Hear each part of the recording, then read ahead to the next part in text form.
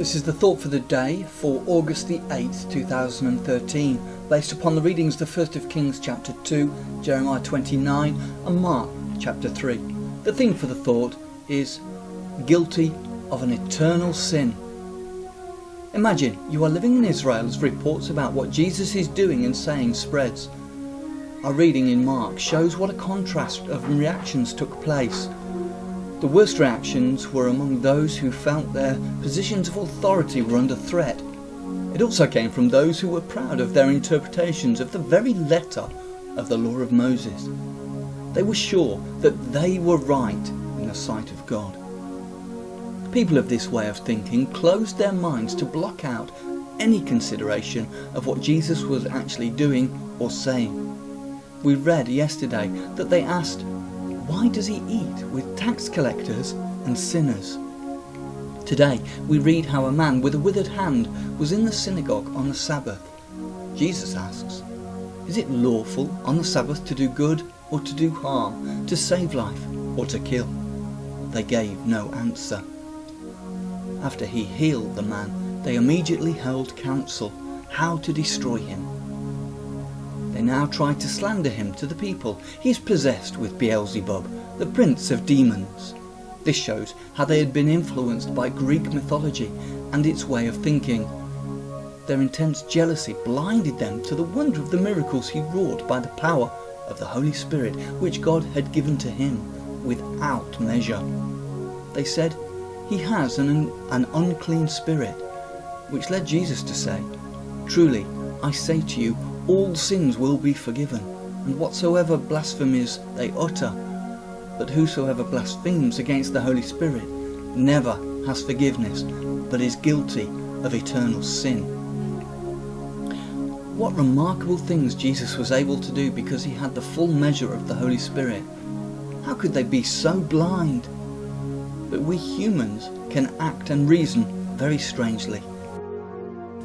There is a comparison with convictions today. This is the denial that there is a God and that he is the cause of all that exists. The second verse of the Bible is about God's Spirit in action to create this world and the things in it. It is blasphemy against the Holy Spirit to deny that there is a Creator and his acts of creation. The time is coming when God will display his full anger on a world that has convinced itself that he, God, does not exist. Let us make sure we are on the Lord's side. Whenever we can, shed a little light in the darkness that now exists.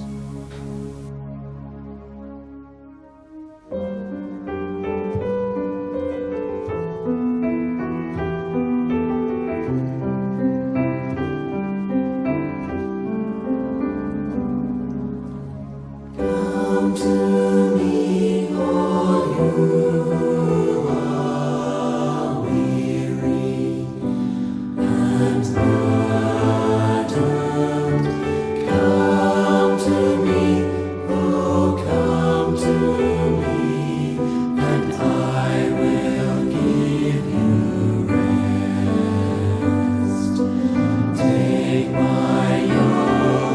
upon you and learn.